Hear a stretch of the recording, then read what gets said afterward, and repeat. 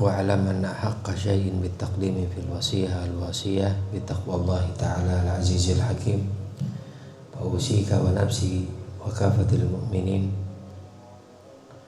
wal muslimin bitaqwallah rabbil alamin fa innaha al-wasila al-musila ila khairatid darain.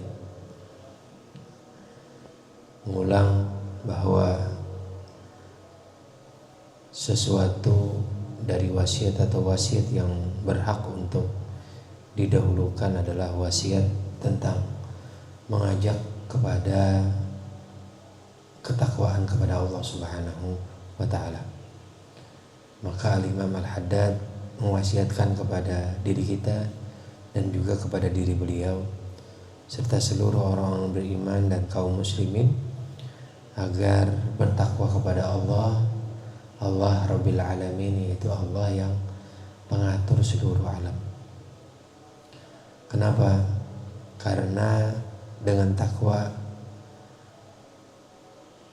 akan menyampaikan, atau dia sebuah wasilah yang menyampaikan kepada kebaikan baik di dunia maupun di akhirat. Wa taqwa ala maratib. Beliau mengatakan bahwa takwa ada beberapa tingkatan. Ya. Takwa ada beberapa tingkatan.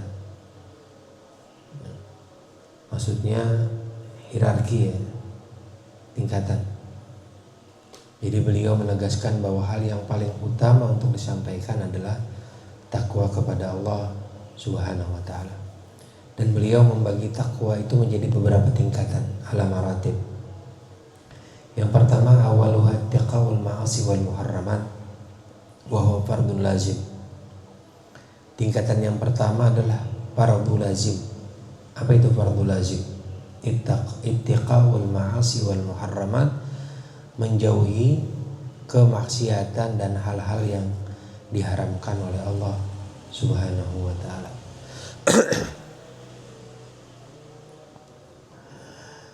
Kemudian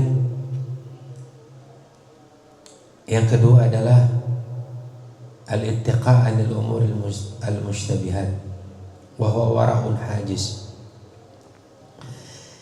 Tingkatan takwa kedua adalah wara', ya, yaitu al-ittiqa' 'anil umur al-mushtabihat, menjauhi hal-hal yang syubhat, hal-hal yang samar.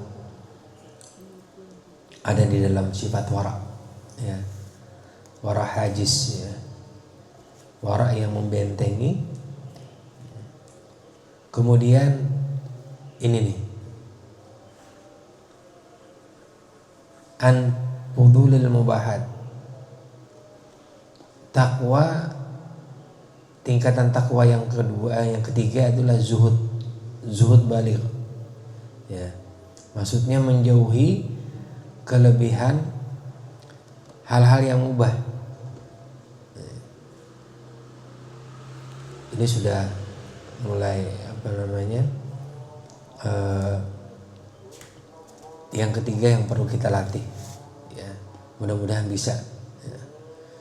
Ini masih kita belum, ya, masih banyak kita terjebak di dalam zuhud baligh di sini. Sekalipun ini sesuatu yang mubah, tapi terkadang ini bisa menyeret kita kepada sesuatu yang tidak baik, ya. Kalau fardhu lazim tadi menjauhi kemaksiatan dan hal-hal yang diharamkan, bisa jadi dia mampu untuk menghindar daripada maksiat, ya. Maka ketika di level kedua, maka dia disuruh untuk wara'. Hal-hal yang tadinya seperti halal tapi itu syubhat, wilayah abu-abu, maka itu harus dijauhi, ya. Jadi catatan penting dari Al-Imam Al-Haddad ini,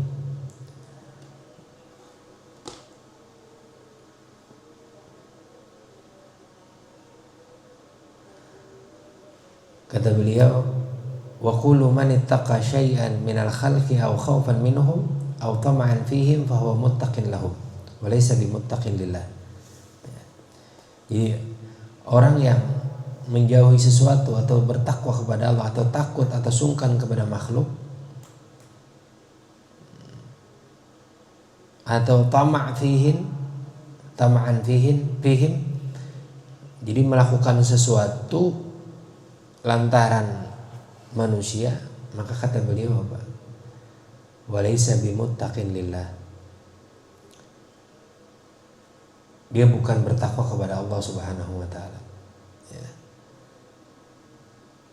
Innamal muttaqi lillah. Takwa yang sejati yang kepada Allah itu atau yang dilakukan murni hanya mencari ridha Allah dan takut akan jauh dari Allah Subhanahu wa taala. Wa raghbah fi thawabihi, dan menghendaki pahalanya, ya. Dan menginginkan atau berusaha menjauh daripada siksanya.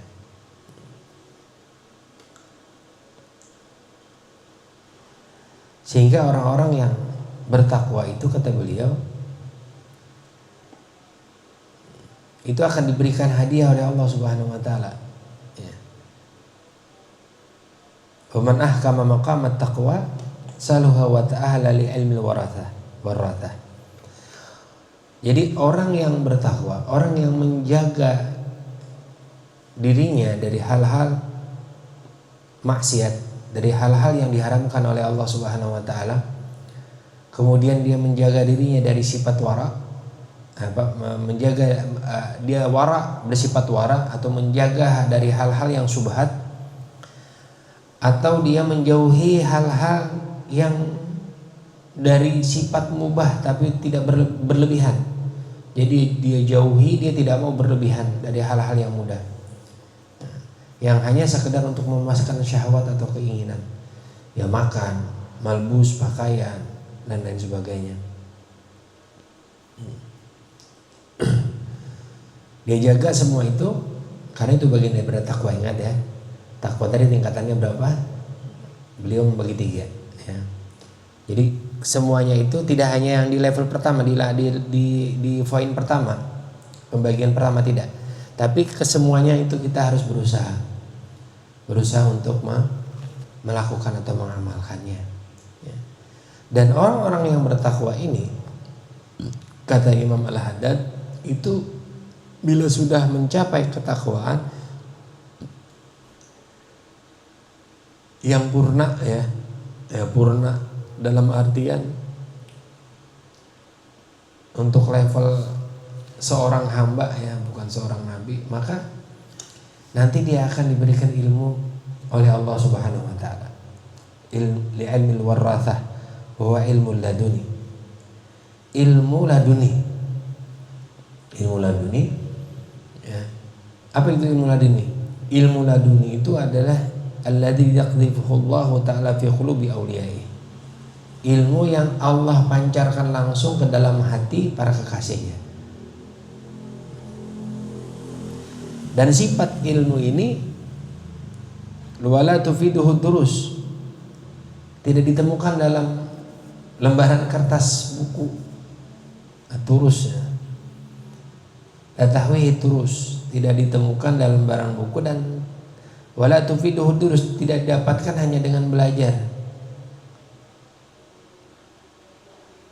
Kenapa? Karena ilmu ini adalah buah dari pembersihan hati melalui takwa. Barang siapa yang memantapkan waman ahkama maqamat taqwa, barang siapa yang memantapkan makam atau kedudukan takwanya, saluha wa ta'ahal li ilmil warathah, maka ia layak mendapatkan ilmu al-warathah atau wirathah, yaitu ilmu warisan Nabi, yaitu ilmu laduni. Ya. Artinya apa? Kata Imam Al-Haddad di sini, beliau memberikan kunci, ya, dan tanda petik, kunci rahasia. Jika kita tuh ingin paham ilmu agama dengan cepat dan mendalam, itu kita kadang-kala mengandalkan otak, kadang-kala mengandalkan belajar. Tapi kita harus memperbaiki hati kita. Kita perbaiki takwa kita. Kita perbaiki takwa kita.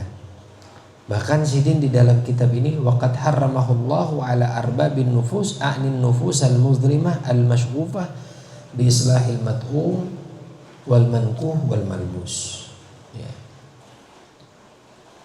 Beliau menutup dengan sindiran halus bahwa ilmu ini haram, kata beliau, tertutup bagi jiwa-jiwa yang gelap. An-nufus al-muzlimah, jiwa-jiwa yang gelap. Ya. Apa itu? Al-masghufah bi islahil mat'um wal mankuh wal malbus, yang mana hanya sibuk dengan urusan perut, mankuh, ya, kesenangan, ya, perempuan, ya, atau makanan yang tidak baik, ya, yang tidak baik. Sehingga Allah sudah menjelaskan di dalam Al-Quran tentang ilmu ladun ini. Kata Allah, wattaqullaha wa yu'allimukumullah. Dan takutlah kepada Allah, wa yu'allimukumullah. Ketika kita atau hamba itu bertakwa kepada Allah, yu'allimukumullah, Allah akan mengajarkan kepadanya. Wa yaqulu Rasulullah sallallahu alaihi wasallam, Rasulullah bersabda, man amila bima alim awratahullahu ilma ma lam ya'lam. Barang siapa yang mengamalkan ilmu yang ia telah pelajari, berarti dia bertakwa kan? Awrathahullahu ilma ma lam ya'lam, maka Allah akan mengajarkan ilmu yang tidak ia ketahui. Dan ini adalah thamaratul amal bil ilmil mustafad min kitab wa sunnah. Ini adalah buah daripada amal yang dilakukan dengan ilmu yang sesuai dengan atau yang diambil daripada Al-Quran dan Sunnah. Nah, jadi di dalam kitab ini, di awal daripada wasiat Imam Al-Haddad ini, beliau memberikan kunci kepada kita bahwa, atau kunci rahasia bahwa ketika kita ingin memahami ilmu agama dengan cepat dan mendalam, kita harus memperbaiki takwa kita, memperbaiki hati, ya, takwa. Ingat, takwa tadi kita berusaha berhindar daripada hal-hal yang diharamkan oleh Allah Subhanahu wa taala. Kemudian kita tingkatkan lagi menjadi sifat wara, ya. Kita jaga diri kita dari sifat atau keinginan yang kada belampu, terjang terus, ambil terus, kukut terus, padahal itu sesuatu yang tidak jelas halal dan haramnya. Ya. Harus warok, hati-hati. Ya. Bagaimana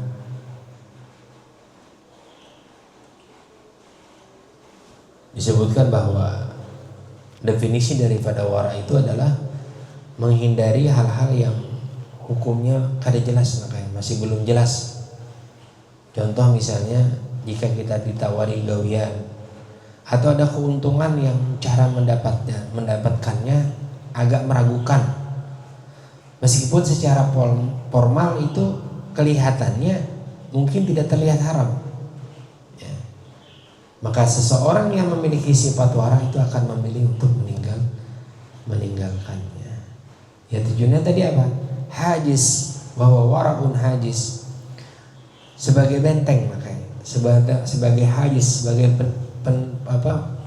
melindungi dia. Karena kalau kita terbiasa bermain di area abu-abu, sesuatu yang syubhat, kan di dalam hadis pasti ia akan di dalam hadis Riyadhus Shalihin itu, dia pasti akan terikut ya, akan terseret kepada sesuatu yang haram. Nah, ketika kita terbiasa bermain di area abu-abu, maka subhat terus gawe, lama-lama kita akan berani menyentuh yang haram. Maka ketika kita bersifat wara, maka wara itu menjadi benteng menjaga kita agar tetap jauh dari garis bahaya. Itu yang perlu kita latih ya, kita latih. Tazahad ya. Tazahad, berusaha zuhud ya, lagi. Kemudian ini zuhud yang tadi, tazahad tingkatan yang lebih tinggi dan sering disalahpahami ya. Kata Imam Mahdud di sini bukan menjelaskan bahwa zuhud itu bukan berarti harus miskin, bukan berarti harus pakaian seadanya, tidak. Tapi zuhud itu apa? Kita mengendalikan keinginan atau zuhud terhadap keinginan atau syahwat. Kita batasi penggunaan hal-hal yang halal hanya pada kadar yang dibutuhkan, bukan mengikuti kemauan nafsu. Ya. Kalau tadi pertama zuhud baligh, itu zuhud yang sampai tujuan, itu dilakukan dengan penuh kerelaan dan kenyamanan hati. Dia mampu untuk berusaha zuhud. Nah, orang ini sudah tidak butuh kemewahan karena hatinya sudah kenyang dengan Allah Subhanahu wa taala. Dia kada perlu lagi mencari validasi manusia, kada perlu pujian lain dan sebagainya, kada perlu lagi. Itu sudah betul-betul zuhud baligh, zuhud yang sampai tujuannya. Tapi ada yang tazahud ya. Tazahada ya tazahadu tazahud. Tazahud itu apa? Berusaha untuk zuhud. In kana ma'al karahiyah wal mujahadah.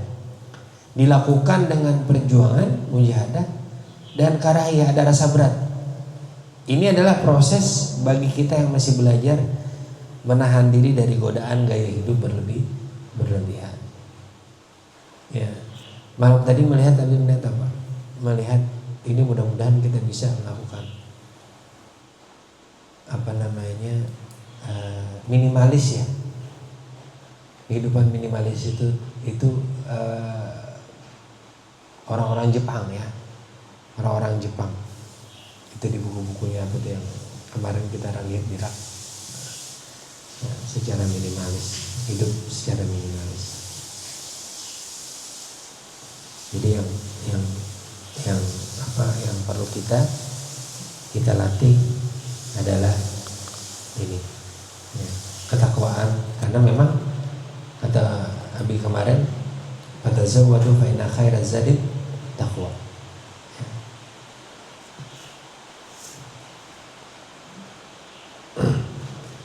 Kemudian wa usika bil hirsi ala talabil ilmi nafi qira'atan wa mutala'atan wa mudzakaratan wa tahsilan wala yuhammilannaka ala tarkihil kasal wal malalah. Dan aku wasiatkan kepadamu bil hirsi ala talabil ilmi nafi, untuk mempunyai keinginan kuat dalam mencari ilmu yang bermanfaat.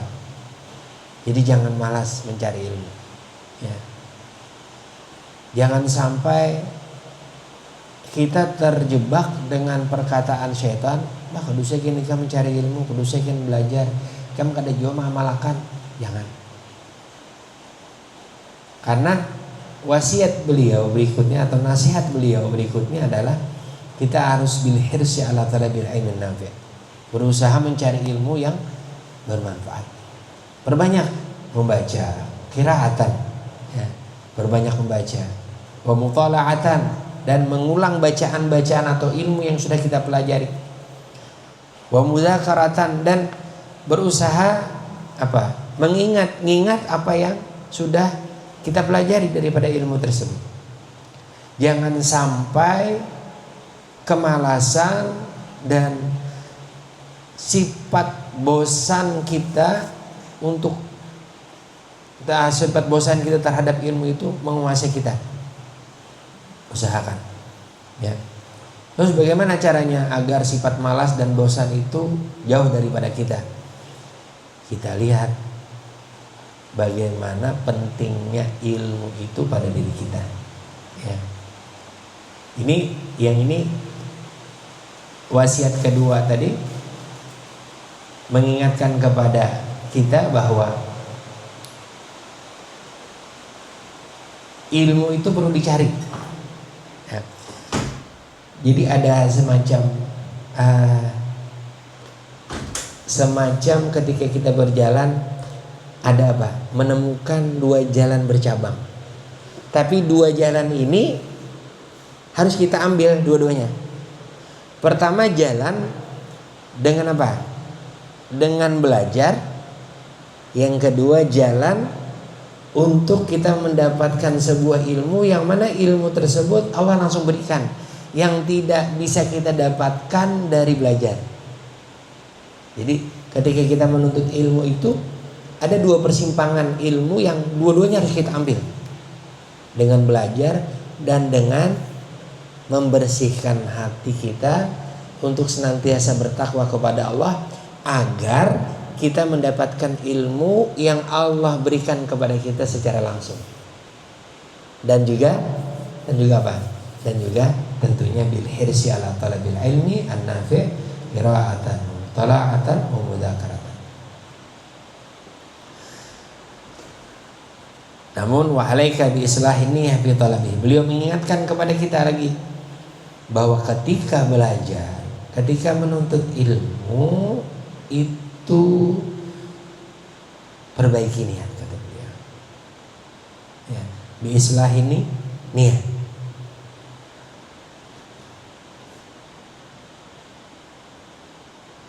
Ya, kita perbaiki niat kita. Jangan sampai niat kita untuk menuntut ilmu itu agar orang-orang condong kepada diri kita. Jangan sampai kita berniat ketika kita mencari ilmu kemudian kita menyampaikan, orang-orang banyak mengagumi kita. Jangan sampai, ya. Jangan sampai, ya. Jadi kita kalau ingin kita mengamalkan apa yang disampaikan oleh beliau ini, pertama kita bersihkan hati kita,